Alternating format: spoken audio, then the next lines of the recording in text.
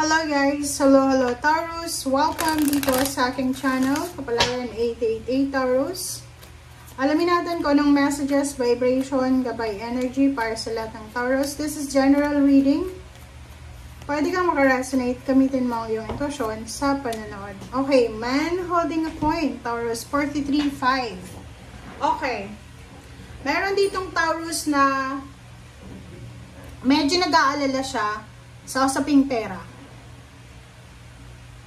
But, isang mayaman na tao, isang financially stable na individual, mayaman siya, na posibleng siya ang maging kasagutan para sa problema mo sa pera.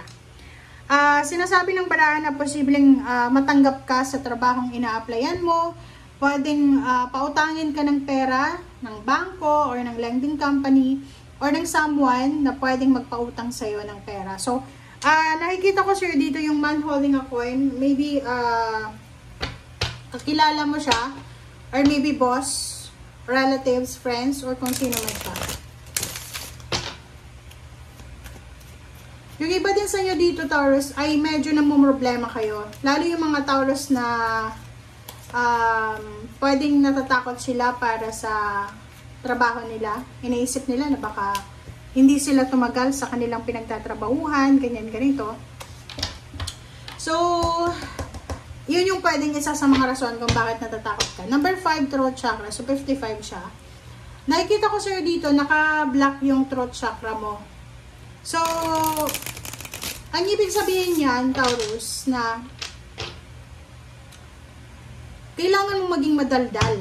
Okay? Kung gusto mong yumaman, kung gusto mong maging man holding a coin, especially yung mga lalaking Taurus, kailangan mong pag-aralan yung pagsasalita. Okay?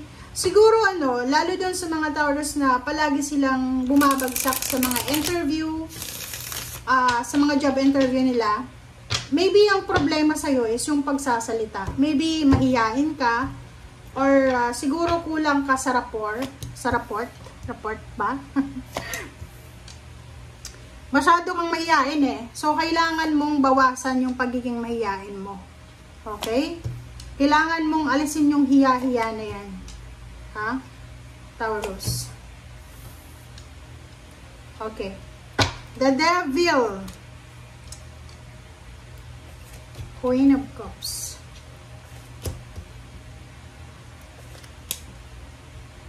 Alright. So, Taurus. The Star, Knight of Swords, Emperor, Queen of Swords, Four of Coins. Sinasabi ng baraha sa'yo dito na marami kang pangarap sa buhay. Diba? Ang dami-dami mong pangarap sa buhay. Hindi lang ikaw ang may pangarap. Lahat tayo may pangarap tayo sa buhay. Yung The Star mo na yan, sinasabi ng baraha na wag na wag mo yan na isusuko. Kahit sabihin natin na ang tagal. Ang tagal naman matupad ng ang pangarap ko. Parang ganon. Yung Knight of Swords, sinasabi ng baraha na huwag kang masyadong magpanik, huwag kang masyadong magmadali. Natuparin yung pangarap natin sa buhay. Emperor, ganon din. Sinasabi sa'yo dito, Taurus, ang baraha na you have the authority, you have the power na makuha kung anong gusto mo. Na makarating doon sa direksyon na gusto mo. Pero, sa kasalukuyan, kailangan mong maintindihan na ang buhay ng tao, weather lang yan. Diba? May mga tao na sa sobrang sipag yumayaman. May mga tao na sobrang sipag pero wala pa rin. Parang ganon. Ano yung ibig sabihin nun? Walang control tayo dito sa mundo. Diba may mga alam tayo na nagtatrabaho sa gabi, sa umaga, sa weekend, nag-overtime, pero hindi pa rin sila nakakaipon ng pera. Yung parang yung pera, para siyang tubig na ganun lang, dumadaloy tapos na. Diba? So, sa baraha mong ito, sinasabi ng baraha sa'yo na you need to pray. Divine intervention ang kailangan mo dito. Yung parang feeling mo, hindi na pumapabor sa'yo ang mga nangyayari sa paligid mo. Panginoon na ang kailangan mo dito. Kasi ginawa mo na yung best mo eh. Ginawa mo na yung best mo, pero wala pa rin nangyari. Sinasabi ng baraha sa'yo dito na Panginoon na ang kailangan mong lapitan dito. Nakikita ko sa'yo dito, Libra, na siguro said na yung mga bank account nyo. Wala na kayong ipon. Ubus na. But nandito yung Queen of Swords, sinasabi ng baraha dito, huwag kang mag-alala kasi parating na yung pagkakataon na ikaw naman ang ilalagay ng universe sa pedestal. Yung pangarap mo na to, makukuha mo yan ng madalian. Yung pag-iipon ng pera, makukuha mo yan ng madalian. But for the moment, sinasabi ng baraha, kailangan mo munang alamin, baka masyado natin kinokontrol ang sitwasyon. Kailangan natin i-let go, bahalaan ng Panginoon, bahala na yung divine intervention, bahala na. Just sabihin mo lang sa Panginoon, ikaw nang bahala, Panginoon. Kung alam mong ginawa mo na yung best mo. Pero kung wala ka namang ginawang action, ba't mo ibibigay sa Panginoon, di ba? So, kailangan, di ba, parang may kasabihan tayong nasa Diyos ang awa, nasa tao ang gawa. Pero kung ginawa mo na yung best mo, ipaubaya mo na sa Panginoon yun. Okay? The Devil, Queen of Cups, Chariot. Nakikita ko you're married or maybe you're in a relationship with Capricorn. Sinasabi ng baraha sa'yo na isa yun sa pwedeng di ba parang makagulo ng isip mo is your relationship. So, if you are married or in a relationship with a Capricorn or Virgo, kailangan mo magkaroon ng pasensya, kumalma ka. Kasi, posible kayong magkahiwalay because of sa gulo ng buhay mo, sa gulo ng buhay niya, ginugulo niya yung buhay mo, or basta parang ganon, kailangan mo magkaroon ng pasensya. Kasi pag wala kang pasensya, pwede kayong magkahiwalay.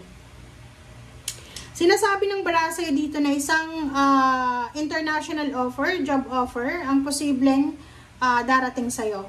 Or kung ano man to na parang travel kailangan mag-travel or kailangan yung mag-travel to search for a job. So maybe nasa probinsya ka, oras na para pumunta ka ng city para maghanap ng trabaho doon. Seven of Swords, sinasabi ng baraha sa'yo dito na mag-ingat ka sa mga Gemini, Libra, Aquarius, kasi possible na may mag-offer sa'yo ng trabaho na Gemini, and ingat-ingat ka kasi pwedeng yung trabaho yan na ina-offer sa'yo ay scam yan. Kaya nga, ihanda mo ang sarili mo, Libra. Kailangan yung throat chakra mo, mag-practice ka sa loob ng kwarto, sa bahay nyo, yung magsasalita ka na, kailangan lakasan mo yung salita mo, yung pagsasalita. Kasi maybe yan yung rason kung bakit hindi ka makapasa-pasa sa mga job interview, or hindi ka makatagal sa mga trabaho kasi parang alam mo yon, pina-power trip ka nila. Kasi pag nakikita ka ng mga tao na mahina ka, pagtitripan ka nila. So, kailangan mo maging strong, kailangan mo maging courageous, kailangan mo maging matapang. Okay, lalo na kung ikaw ay pupunta sa mga city, pupunta ka sa ibang bansa, kailangan may baon kang angas. Okay? So, thank you guys. Bye!